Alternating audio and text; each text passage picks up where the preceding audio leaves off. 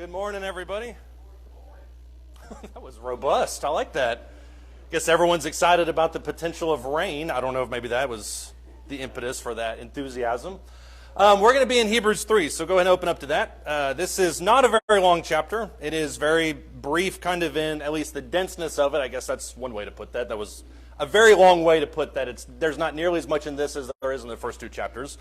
But there are some major things that we want to pick up on. This is obviously the part where he's kind of kicking into his main theme. This is the beginning of where he's going to hit some really kind of parallel passages between the New and the Old Testaments. He did that in first and second chapter, but now he kind of hits it more in a topical format. So this is going to be hopefully an interesting subject. I think it's going to be well worth our time. Before we get going, though, I'll ask Chris to lead us in a word of prayer.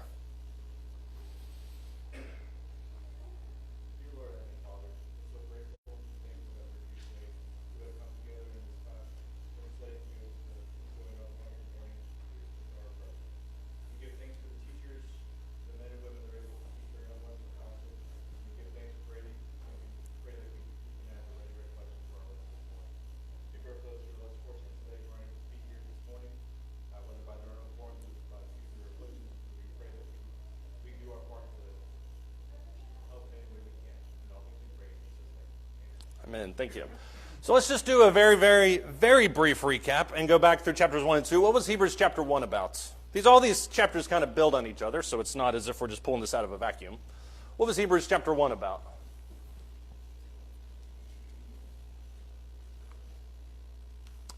I saw the look of hesitancy before you raised your hand, so, yeah.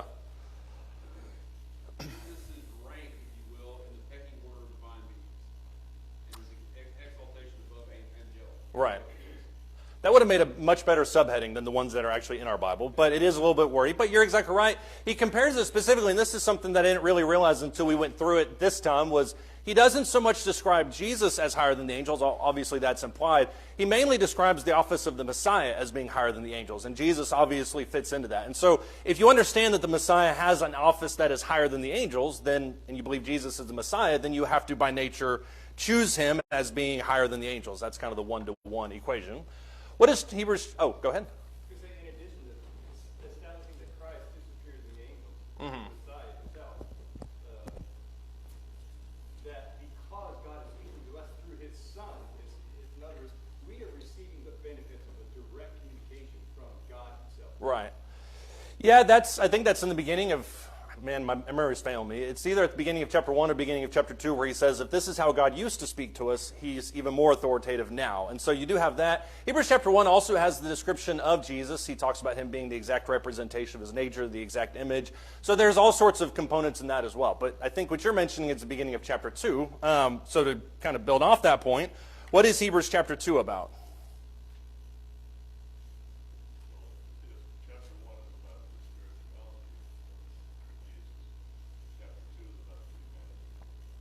Yeah, he talks, and we didn't talk as much in depth on this as maybe I wanted to. I always get home and armchair quarterback the class and the sermon, see how it went. I wasn't happy with all the things that we could have talked about with chapter 2. But why is his humanity such an important subject for this audience?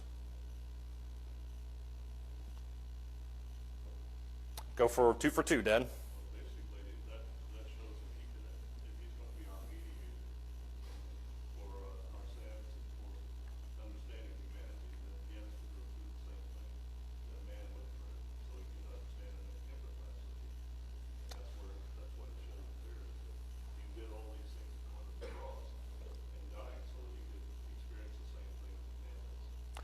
So I don't know if I disagree with you on that as much. I do think that it was fitting, and that's the word that's used there in chapter 2, it was fitting for him to go through all these. Was it necessary? I don't know if it was necessary, because the sacrifice of God for the salvation of our sins, I think, is what chapter 1 talks about in length. So that's where I think it was necessary. Fitting, I think, is a much better way, but for all the reasons that you talked about, and certainly what he talks about there in chapter 2. Why is it important for Jesus to become a human? As I don't think, and this is where I tentatively disagree with that, I don't know if it was absolutely necessary, but I do think it was, this is really going to sound silly, I think it was a great idea, but yeah, Paul?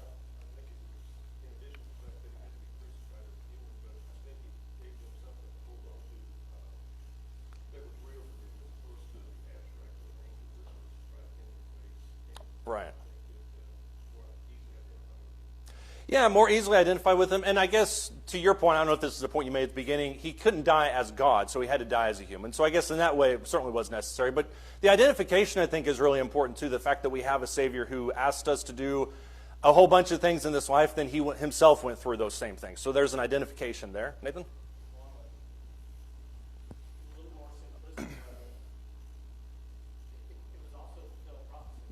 Right. You stole that from the sermon last week. I know that for a fact. But, yeah, I mean, just that at the same time, taking everything else aside for a second. right. Just looking at just that prophecy, it was prophesied that one of them would rise up, and, a sign would come among your brethren. Right. So on and so forth. Yeah, that's, I think, a reference to Deuteronomy 18, one will rise from amongst your own brethren. He's talking about the prophet in general there, and that was certainly viewed by the Jews as a messianic idea. So I do think in that regard it was certainly appropriate for that. Curtis, did you have something? I was thinking that in becoming a man, he knows what it's like to be a man. And as it says, he became obedient even unto death. Christ didn't have to learn to be obedient. Right. Rather, he needed to learn the consequences of being obedient as a human. Yeah. That is, I think that's where a lot of Seventh-day Adventists and a lot of other religious groups will kind of jump off the deep end with this type of stuff when it says that he learned obedience as a man by the things that he suffered. It's not that he didn't have a cognizance of the things, it's that he didn't have the experience to go along with it. And I think, and that's one of the things that I try to bring up as much as possible because I think it's so important, at least to me, is the idea of Jesus sympathizing with his creation. I think that's a very powerful concept if we really spend some time thinking about that. So I do agree with that. Go ahead. Verse 14 of 2 is, that takes another huge aspect of this. Is much then as the children have taken the flesh and blood, he himself likewise shared the same, that through death he might destroy him who had the power of death and death. Right. That's another huge aspect. The stroke of I don't know what the Bible stroke of the feet, but just that it's another fulfillment of prophecy. Mm-hmm. But the fact that he's through his death, burial, and subsequent resurrection, he's shown supreme power over the one that has been given the power of death. Right. Physical death. So I guess I need to recant my earlier statement about it. It was necessary for him to be a human because of something like that, because he defeated Satan. And I think especially as something we're going to bring up this morning in the lesson about how he defeated, or that his triumph over death gave us as Christians no reason to really be scared of death. And once again, I think that's a really powerful concept.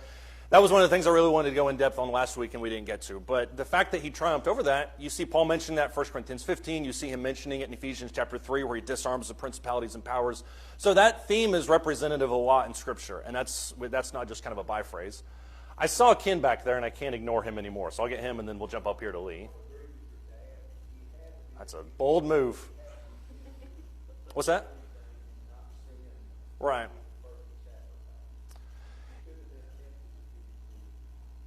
I mean, that's true too. And there are some people who will say, well, Jesus had an edge in regards to his sinlessness because he's God. I don't know how you disagree with that statement, I guess, in general. But the reason that Jesus didn't sin wasn't because he used some kind of supernatural ability over sin. It was because, I would argue, he saw firsthand the results of sin because he's the one that went to the cross for those sins. So if we were theoretically to develop the same kind of hatred of sin, then I think theoretically it's reasonable for all of us to, but none of us do, as Romans chapter 3 and verse 23 talks about. Lee?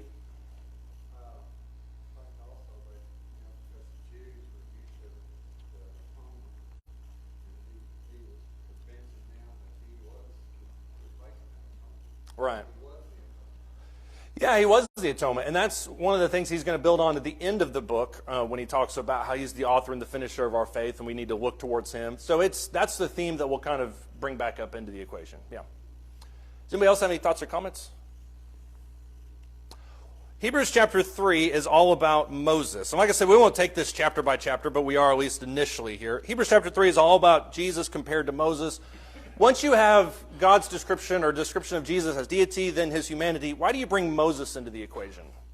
Because you could probably bring arguably at least a few different characters to make some comparisons.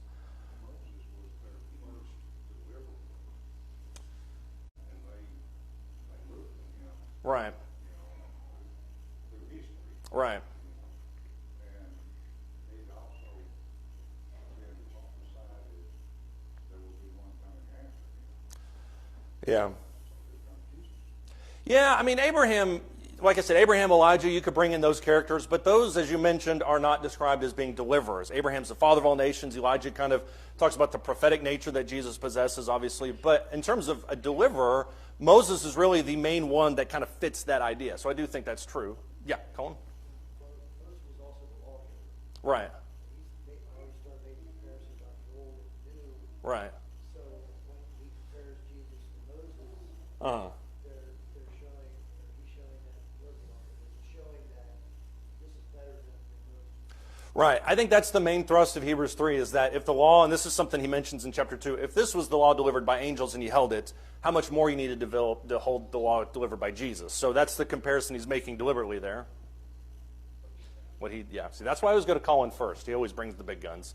Why else is Moses important to compare with Jesus? Or where else do you see these types of comparisons in Scripture? Moses is most definitely the type of Christ. He's an example. Mhm. Not necessarily an example, but yet, as Moses was the lawgiver, Mhm. he received it from the angels. Right. Christ is the lawgiver in that he received it from the Father. Yeah, and that's true, and that's a little bit of what Colin was talking about too, is the idea that if the law was delivered by Moses, proved steadfast, how much more the law delivered by Jesus. And so I think the comparison there is noteworthy, not only in terms of the law deliverance, but Moses is the seminal figure. I mean, he's the person in the Old Testament everybody kind of derives their sense of rule-keeping from. So if you look at Moses that way, then you also have to look at Jesus, even more powerful than that. If you look in Acts chapter 7, keep your finger in Hebrews 3 and go back to Acts chapter 7. There's a lot of parallels I think you see in Scripture between Moses and Jesus, and this is not nearly exhaustive. I don't know if that's a word or I just made it up on the spot. It's not nearly complete in terms of the list. But if you look at Acts chapter 7, starting in verse 35, this is actually something that Stephen mentions twice, which is noteworthy in a sermon that's only 50-something verses. Acts chapter 7, starting in verse 35, it says, "This Moses whom they disowned, saying, 'Who made you a ruler and judge?' is the one whom God sent to be both a ruler and a deliverer with the help of the angel who appeared to him in the thorn bush," talking about Moses. "This man led them out, performing wonders and signs in the land of Egypt and in the Red Sea and in the wilderness of 40 years. This is the Moses who said to the sons of Israel, 'God will raise up for you a prophet like me from among your brethren.'" That's what Nathan mentioned earlier. "This is the one who was in the congregation in the wilderness together with the angel who was speaking to him on Mount Sinai, and who was with our fathers, and he received living oracles pass on to you. Our fathers were unwilling to be obedient to him, but repudiated him, and in their hearts turned back to Egypt, saying to Aaron, 'Make for us gods who will go before us, for this Moses who led us up out of the land of Egypt.'" We don't really know what's happened to him. Stephen makes this exact same, or uses this exact same section of verses, I think about 10 verses earlier when he's describing Moses. What is the relationship of Moses like with his people? I'll give you a hint. It's not great. There's some friction there. But what is the relationship like between Moses and the Israelites? Yeah, I don't even know if it lasted a couple days. Maybe it lasted a week at most. I mean, top out at that. That's when everything starts to go downhill. You just hit that cruise control and you just go. Why was the relationship between Moses and the Israelites full of friction? Why was it tense? And this would be like a great psychoanalytical study for somebody to do over the course of a quarter. Come to mind. One is he led them out of captivity in Egypt, and just as Christ leads us out of captivity in this world, Right. captivity of sin, but also that he was an intermediary for the people, for the congregation out in the wilderness, as they were making their mistakes. And God, as for an example, God was ready to destroy them out in the wilderness because of their disobedience. Right. And God pled for them on their behalf to preserve them. Yeah. The same way Christ is an intermediary for us personally, Right. as he presents our case before the Father in heaven. So first off, the fact that you're this far up forward gives me a crick in my neck. So I'm uncomfortable in that regard. But what you said is exactly right in that he positioned himself as the intermediary, or God positioned him as the intermediary between man and himself. So there is that sense of friction. Why else was there friction between Moses and the Israelites? Yeah, Paul?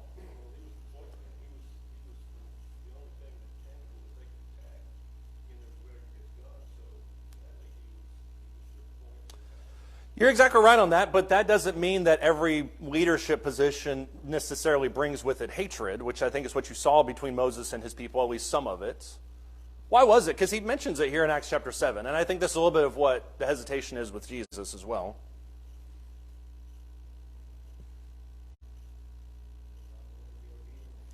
Yeah, they were unwilling to be obedient to him. Why were they unwilling to be obedient to him? There's moments where Aaron and Miriam, for instance, along with the sons of Korah, just straight up rebelled against Moses. And why was that? Does anybody remember? Some of it, well, Aaron and Miriam certainly was jealousy, yeah. Why did the sons of Korah rebel against Moses? They didn't feel like there was anything different from Moses and everybody else. It's the same mentality that I think he gets there in verse 35 of Acts chapter 7. Who made you a ruler and a judge? In other words, why are you the one that gets to be in charge and the rest of us are just kind of following you?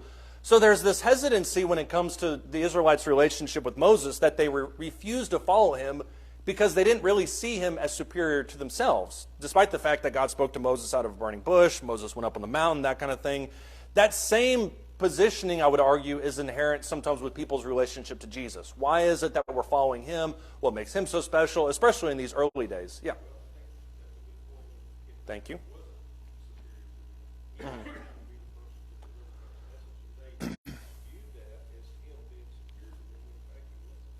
Right, and if there was any need to clarify that, Moses himself says that I'm the most humble human being that's ever walked the face of the earth. So Moses admits that he's the greatest person in the world at not being greater than everybody else. But you're right in that Moses didn't really take that upon himself. And I think you see moments, especially as he talks about in Hebrews chapter 3 with Moses and Meribah, where Moses is able to keep it under wraps for most of the time, and then he just lets out with anger. He just really gets mad at the Israelites for their just straight up rebellion. And so you're right, he tends to be very humble most of the time. Every once in a while, it just kind of lets the top blow off and he gets angry at them. Somebody else have any thoughts or comments on that? It's that stubbornness to follow him that I think is what the Hebrew writer has in place. So jump back to Hebrews chapter 3. There are two major parts to Hebrews chapter 3, in my opinion. The first few verses, around 6, 7, he talks about this direct one-to-one comparison with Moses and Jesus. I think that's the comparison he's making there. When you look at the second half of this chapter, he really gets kind of into the exhortation side of it. And this will extend, in my opinion, largely into chapter 4. So he has these moments where he's theologically dense, the Hebrew writer does, and then he just jumps right into this exhortation, then he picks up with more theology. We're going to jump right in the middle of this. Look at Hebrews chapter 3, starting in verse 7. He says, "Therefore, just as the Holy Spirit says, today if you hear his voice, do not harden your hearts as when they provoked me as in the day of trial in the wilderness, where your fathers tried me by testing me and saw my works for 40 years. Therefore I was angry with this generation and said, they always do go astray in their heart. They did not know my ways. As I swore my wrath, they shall not enter my rest." He mentions here, starting in chapter 3 and verses 7 through 11, he talks about this idea of Massah and Meribah. What is Massah and Meribah? And just for reference sake, it is up there in Psalm 95 as well.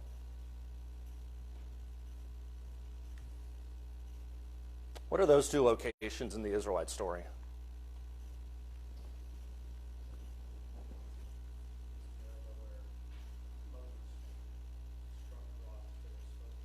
It could be. You want to lock in that answer? Okay. So Nathan is locking in where he strikes the rock instead of speaking to it. What is Massah then? I don't know, honestly, if you're right or not. I have to get them backed up or switched up half the time too. What is Massah?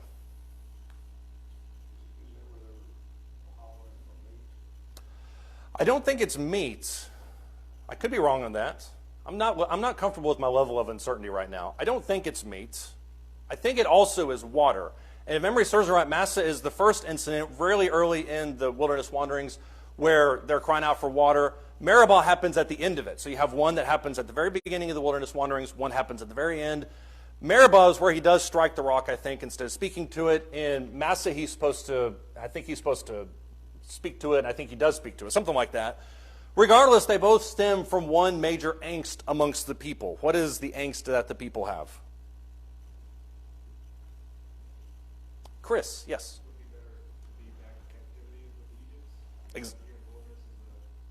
Exactly. That's the whole point that they're getting at. And this isn't an isolated incident. As we mentioned with the story with Korah and with Aaron and Miriam, the sense of jealousy kind of creeps up. But the argument is why did we leave Egypt to come out here and do all this stuff when we could have very easily just died in Egypt? At least there we had water, we had food, we had sustenance, we had all these different things. Why do they say that type of stuff? Why do they challenge Moses' leadership? Because it's this rebellion that he's arguing for here in chapter 3. Would they have been really any better with a leader to go back to Egypt? No. If Moses had called their bluff and they had appointed Bill from accounting to take them back to Egypt, they wouldn't have been any better. So why did they make that claim? And I have nothing against Bill from accounting. I'm sure he's a great guy.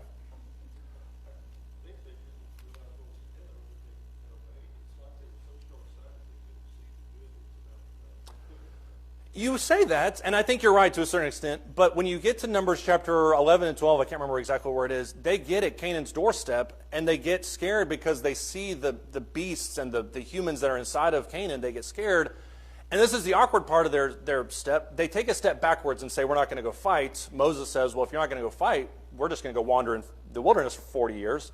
And they say, okay, we'll fight after all. Well, then they go against God's command, go and fight, and they all die. So there's the hesitancy that's based off fear, but it is that stubbornness, I think, that's at play here. Den? To me, from the very beginning, it seemed like their expectation didn't match reality. They expected to be given the land of Canaan. They expected to have an easy cruise over to it. They expected to have food and water all the time, not having trials. Mm-hmm. But when the rubber hit the road, they couldn't stand up. They wanted it to be rather than them learning it.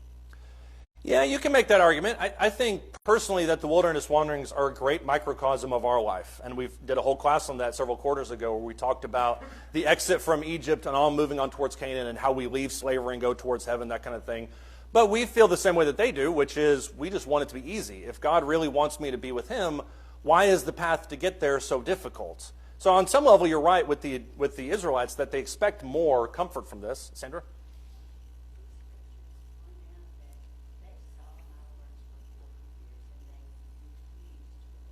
Right.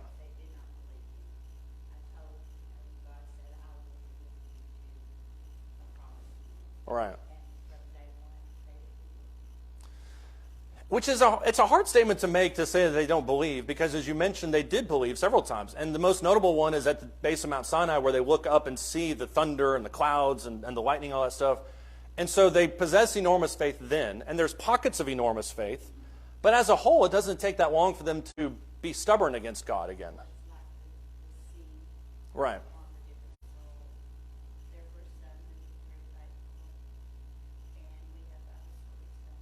Right.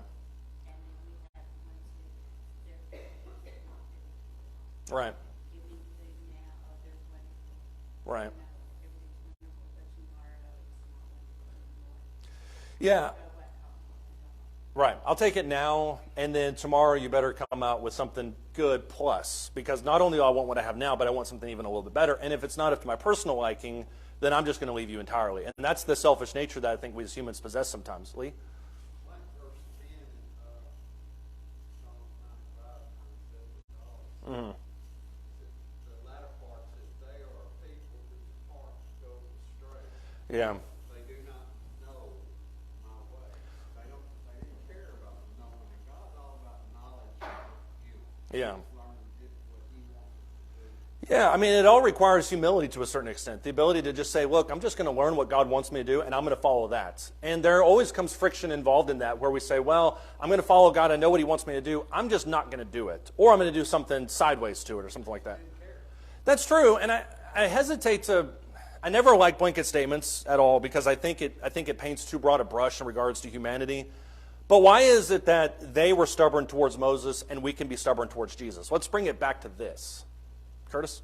It seems to me that they didn't really see what God was doing for them, or appreciate what he was doing for them. He was transporting them Right. to a much better life. Right. And yeah, it was difficult, especially the 40 years of wandering in the wilderness. Right. In the same way, in our lives here, as we enter into his fold and are reading the gospel, Mhm. yet we still maintain a life here on this earth, physical, and there are trials that come. We have to understand the way to our hope Right. is not necessarily going to be easy. We have to appreciate the greatness that God has prepared for us. That's true, and I agree with you that to recognize the greatness that God is preparing for us is pivotal. That being said, it's much easier said than done, because I can recognize it in the same breath afterwards, just deny it completely because my actions prove what I want. It's what's here and now. So I do agree with you on that regard, at least. Yeah. It's all about faith. And I mean,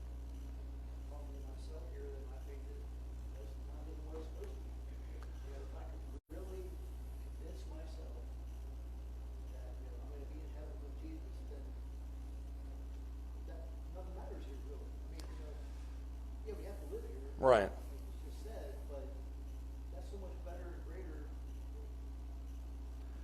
Who cares what happens? Yeah. I think that I agree with you that if we're all honest with ourselves, we probably all would say our faith isn't where it needs to be.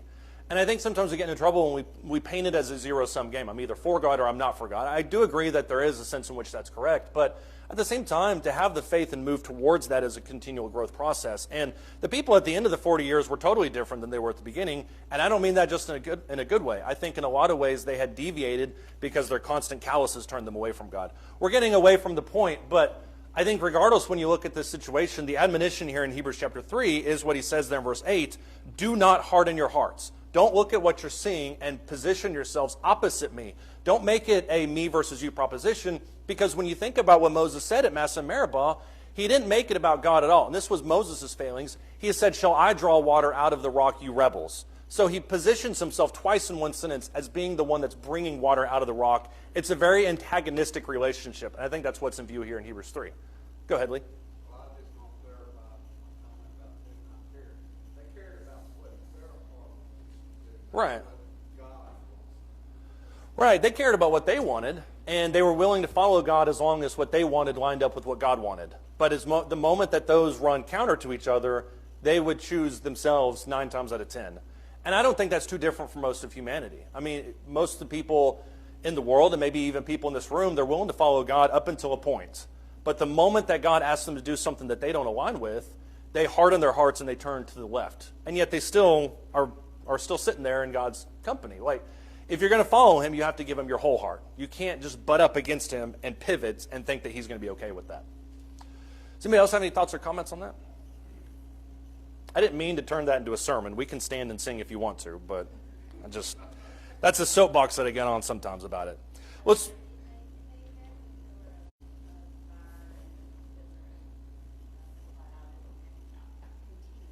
Right.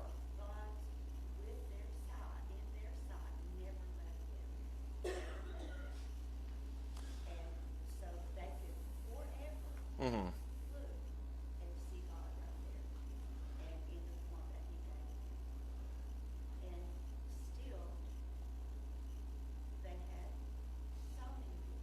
Mm-hmm.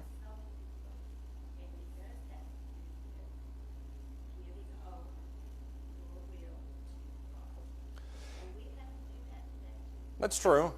We also have to be willing to do, I think, what Curtis mentioned earlier, which is to renew our spirit towards him, which sounds very woo-woo, but we have to be reminded of what he is every single day. Like, if you put a pillar of fire in front of me and say that it's God, I will be impressed by it for about a week, and then my kind of a customary, it'll just become custom. You get used to it every single week. And so you have to remind yourself of what you're actually looking at. One of the best examples of this is John chapter 6, where at the very beginning of that chapter, Jesus feeds 5,000 people. Everybody's aware of the miracle. By the end of John chapter 6, there's literally just his apostles left. So people are very fickle, and we get this mindset where we say, well, I'm just going to do what I want to do. I'll walk with God as long as it's in line with me, but I'm the God, not him, because when he makes a disagreement, I go my way and he goes his. So that's really, and we're spending a lot of time on this passage, and that's totally fine with me, that's really what he's getting at. When you look at Hebrews chapter 3, starting in verse 1, he says, therefore, holy brethren, this is where he talks about Moses and Jesus in depth. He says, therefore, holy brethren, partakers of a heavenly calling, consider Jesus. So now he brings not necessarily the abstract, but the message about the Messiah and the humanity of the Son of God. He puts a name to it. He says, consider Jesus, the apostle and high priest of our confession. He was faithful to him who appointed him, as Moses also was in his house. So there's a similarity there. For he has been counted worthy of more glory than Moses, by just so much as the builder of the house has more honor than the house. For every house is built by someone, but the builder of all things is God. Now Moses was faithful in all his house as a servant, for a testimony of those things which will be spoken of later. But Christ was faithful as a son over his house, whose house we are, if we hold fast our confidence in the boast of our hope firm until the end. There's a comparison that he's making between Moses and Jesus, and it rests within one central point. What is that one point that he's making? Moses and Jesus are very similar, but there's a stark difference between the two of them. Jesus was the son, and what was Moses? And he was a servant. How is that possible? How would, do you think the average Israelite would agree with that? When they think about Moses and the Messiah. Curtis? Well, there are passages that can't follow reference to, but it makes a comparison of the son and a servant, and that the servant, the son is an heir of everything. Right. The servant is he doesn't have Right. a right to what the son does. That's true. I mean, there's a mention, I think it may be Galatians 4 that you're thinking of, but there's a noticeable difference where the heir has full inheritance. He is the extension, or not in terms of God necessarily, but the successor of his father. He is his father in current form. So he inherits everything. Everything is his. It's literally his possession. The difference is the servant does what? He's just a caretaker. And I think you see that, for instance, when Jesus talks about himself as the shepherd of the sheep. He says, the shepherd gives his life for the sheep. What does the hireling do? And I'm not saying Moses is this. I'm trying to show the difference between these two characters. What does a hireling do? The hireling runs away. So there's a difference between somebody who physically or literally owns something. It's their possessions, their inheritance, as opposed to somebody who just kind of takes care of it. If you've got a guy that comes in 40 hours a week and manages your household, he's going to care for it up to a certain extent, but the son, the person who actually owns the house, cares for it that much more. So that's the comparison he's making here. There's one big point that he makes right here in the middle of this when he says every house is built by someone, but the builder of all things is God. So in case you're wondering about Moses' role, was he faithful? Yes. Was he diligent? Yes. Did he do his job? Yes. But he didn't own the Israelites like God owned the Israelites. When God says, you are mine and I am yours, I am a jealous God, you belong to me, that kind of whole statement. Any thoughts or comments on that? Curtis? It seems to me that we look at Moses as a servant. The fact that we have been adopted as sons will be over the gospel. Right. We aren't mere servants, rather we are sons waiting for the inheritance that God is going to shed upon us. Right. When we consider that, what a grand hope that is. What a motivation to continue on in the path of Christian. Right. That we've got more. I mean, we have so much waiting for us. Right. How can we give it up? Yeah, and there's the mention in Hebrews chapter 2, 15 verses before that, where he says, I'm not ashamed to call their brethren. I mean, so there's a sonship. When you look in Galatians, he talks about the adoption that we have through sons. Ephesians talks about the same thing. By the same token, Luke 15 talks about how when we've done everything we're supposed to do, we simply look at God and say we're just servants. So there is kind of a dual sense of that. But the emphasis, I think, on our status is as sons. Not in the same way that Jesus was a son, but that inheritance aspect, I think, is true there. And it is beautiful, to be fair. If you look back at verse 6, he mentions this little note here at the end. This is right before he kind of jumped into the Psalm 95 mention. But he says in verse 6, whose house we are if we hold fast our confidence and the boast of our hope firm until the end. That bleeds into what he says there in verse 8 when he says, don't harden your hearts. So his admonition to us, judging from verse 6, is what? What is our job in verse 6? And this is really the point of the entire quarter. It's the point of the entire book. Hold fast, exactly. He mentions the exact same thing in chapter 2 when he says don't drift away. How do we hold fast to his word? How do we hold fast to God?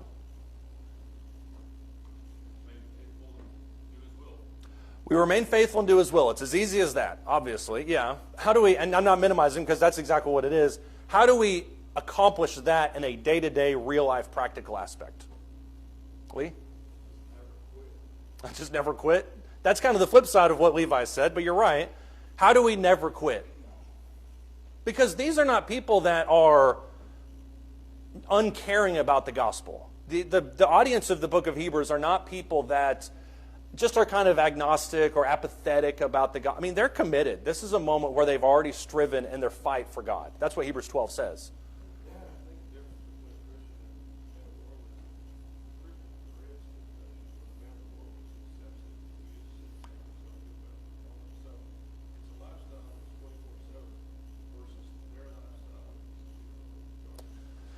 That's true. I would put one caveat on there that I don't know of anybody that, and it's not what you're saying, but looks forward to temptation. You can use it.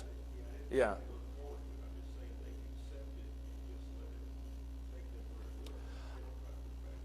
Yeah, I think maybe one of the side points of that statement is that they approach it with confidence, which most people don't have. I mean, when they approach any kind of trouble or persecution or any kind of difficulty in their life of any sort, They approach it very tentatively. They don't know what the end result is going to be. Christians can approach it with confidence. But how do we have that confidence? Because that's, I think, what it all boils down to.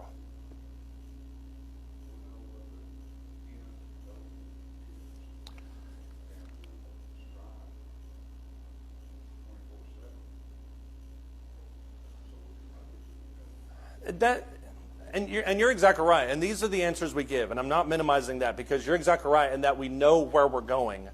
But in a real life practical sense, I don't know if that works. For instance, I wake up on Tuesday morning and I'm emphatic about the fact that I'm going to follow God today. No questions. I'm following God. Well, then my friend at work asks me a question about my faith that I'm not really that sure about. And so I think about it, and then maybe I ignore it. Well, then Thursday, somebody else asks me another question. Friday rolls around, temptation hits me. And all of a sudden, that uncertainty I have about my faith molds itself into eventual disobedience, because I'm not really fully convinced of what I even believe. And so I think the argument that he's making through the book of Hebrews is the best defense against persecution is 100% conviction about what you believe. And not in the sense that you know everything, but that you're willing to look into those cracks of your faith and examine them honestly. Because if you don't, Satan will, and he'll use them against us. And I think that's really what a lot of this book is about. That's why he shores up all these seemingly random points. That's at least my opinion. Yeah, Ray? Right.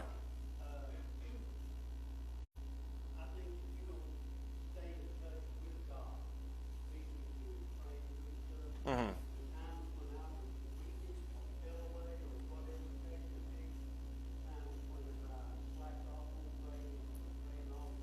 Mm-hmm.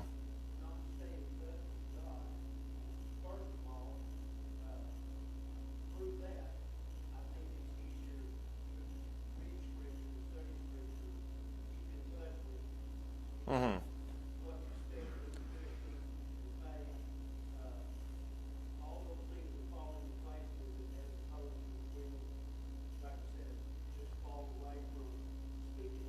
Right.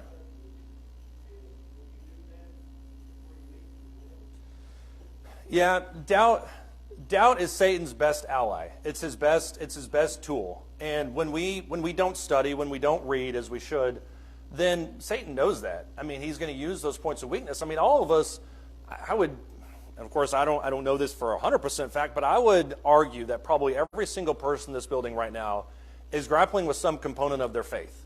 And the real question, I think, for a lot of us is, how are you addressing that? Are you approaching it honestly to study and look and think about it, or are you ignoring it, hoping that it won't come up? Because it will come up at some point. And if it comes up and that doubt is allowed to crack open a little bit, then it's very easy for us to pull away from God. Eve is a perfect example of that. When Satan asked Eve what God said, she was emphatic about what God said. When Satan inserted doubt into the equation, that's when he failed. So that's, I think, the argument that the Hebrew writer is making here in this passage. He talks about in Hebrews chapter 12, I feel like I reference that all the time, but he references in Hebrews chapter 12 about the root of bitterness, that there be no doubt in any of you that springs up and forms these things. And so I think all of that kind of comes into the equation. Let's look in, yeah. A lot of the talk we've done so far has been, what did we individually, how do we individually handle it? We kind of address it in verses 10 through 12 of that same chapter, where we have to realize that they're not alone in this battle. That as long as, I mean, you mentioned someone else in the Bible, where two stand together, they're stronger. The same thing is happening here, is that if we realize that our sister or our brother is struggling with this help, we should also exhort each other every day, instead of trying to stand alone against Satan. More than one of us against him, and we're together to stand firm.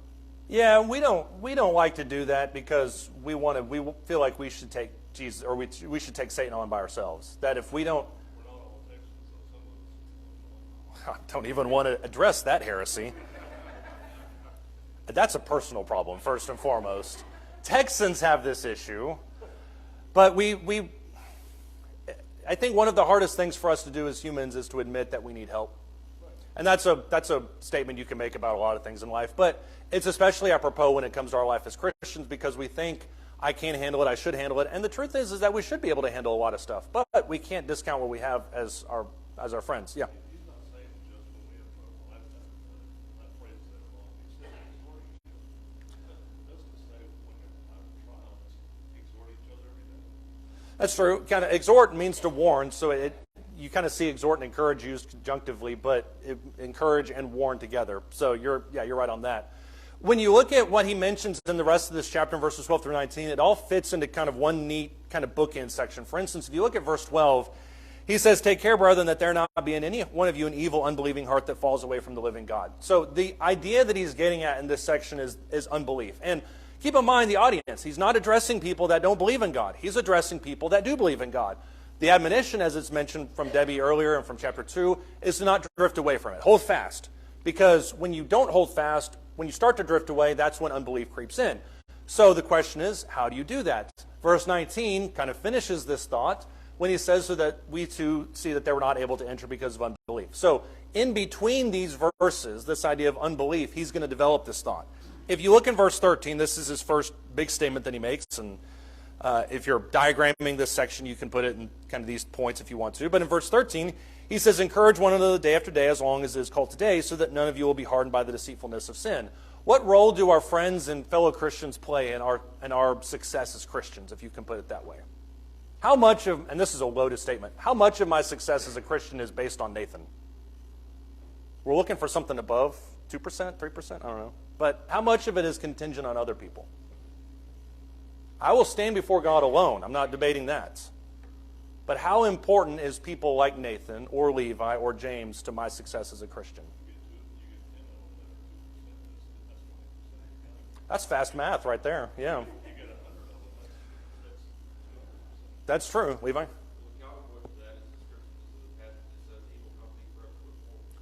That's right. You choose to surround yourself with people that are ungodly. Right. And don't have your same interests and spiritual interests at heart, the things you care about, you know God expects of you. Right.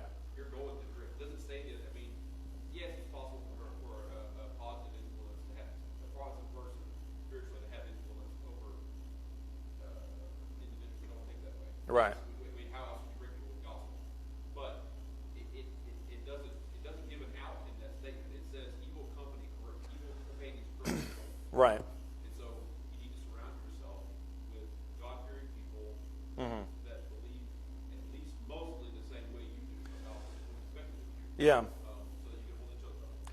Yeah, there's a great quote. I can't remember who said it. Probably 7 different people at the same time. But there's a great quote that says, "You're the sum of the 5 people you spend the most time with," and that shows just how valuable your surroundings are. And I'm actually glad you brought up 1 Corinthians 15 or verse 33 because we oftentimes will use that phrase in a non-spiritual context, that bad company corrupts good morals. And that's exactly right. That's just a proverb. That's exactly right. But the context of that verse is in the idea of the resurrection and people that were claiming that the resurrection hadn't come. And so what you were addressing in a spiritual sense was exactly right.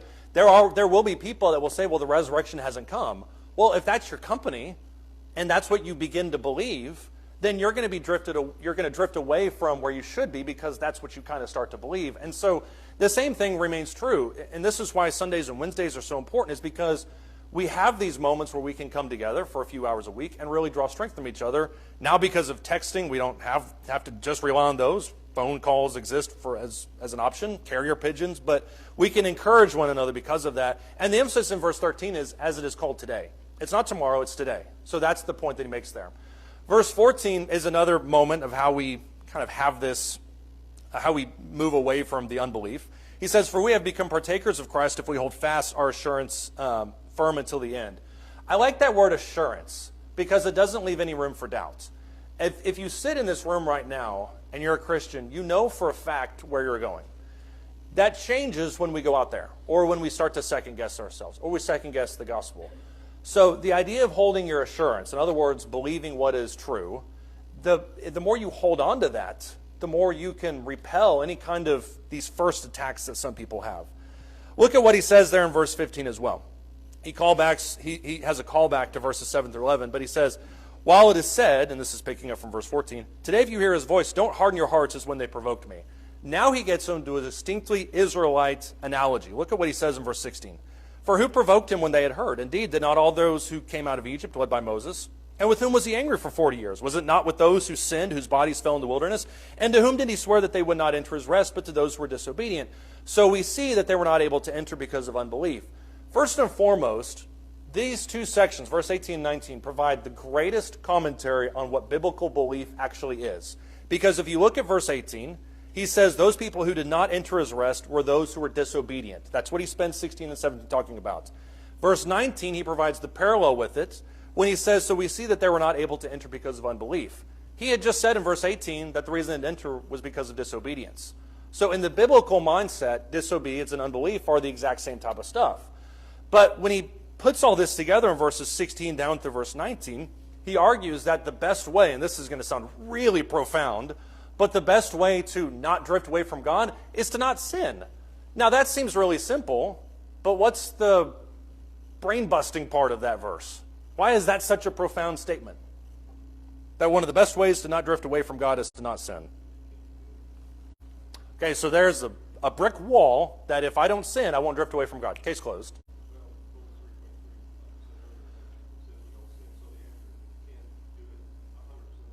Right.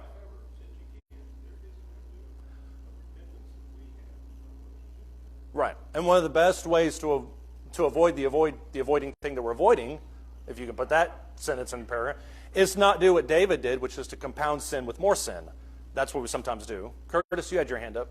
Yeah, it's talking about the previous verse, talking about the deceitfulness of sin, that sin. Right. The proper understanding. 1 Peter chapter 4, beginning verse 3, talks about, for the time past may suffice to have wrought the desire of the Gentiles, to have walked in lasciviousness, lusts, wine-doings, revelings, carousings, and vomiting, idolatry, wherein they think it strange that ye run not with them into the Right. same excess of wrath, speaking evil of you. They're so deceived in their sin, they don't understand why nobody else partakes of the same thing. I said nobody else, but we in particular do not Yeah. partake of the same thing. And not to, I mean, you know, a lot of people that we're around sometimes will be like, well, why don't you, you know, why do you not do anything? Why don't you just come to us this one time? And there's all these arguments about, you know, should I never drink? Should I be around these people? And those, for a lot of people, are sort of this gray area. And I'm not here to speak about the gray area necessarily. But what I am saying is that if you go an inch, it's much easier to go 10 inches. And so when you have that wall up and says, I'm not going to sin at all, then it prevents anything that follows it from naturally happening. David arguably would never have gone down the path that he would have. I'm not saying he wouldn't have ever sinned. Obviously he did. But he arguably would have never gone down the path he went down in 2 Samuel 12 had he not gone up on his roof that night, had he not lingered, had he not asked. It's when he kept taking little chunks of immorality that it became easier for him to eventually murder one of his mighty men. And that shows the path that sin can manifest itself in. James 1:17 is the exact same argument when it says everyone is sins when they're drawn away by their own lust and enticed. So you don't need to give Satan a mile. You just need to give him an inch, and he'll take that inch. This, Ken?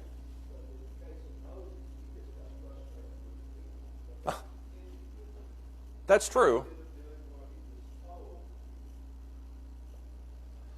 Moses was wrong in what he did. Obviously, there's no doubting that. Moses, though, admitted that he was wrong. And he came back. And that's Luke 22:32-36, when Jesus says to Peter, I know that you're going to turn away from me before the cock crows 3 times. But when you return, strengthen your brethren. When you return. We all sin, but we need to return. So that's, I think, the point of it. All right, so we'll pick up with chapter 4, which is about heaven, Canaan, Joshua, all that other stuff next week. Thank you, guys.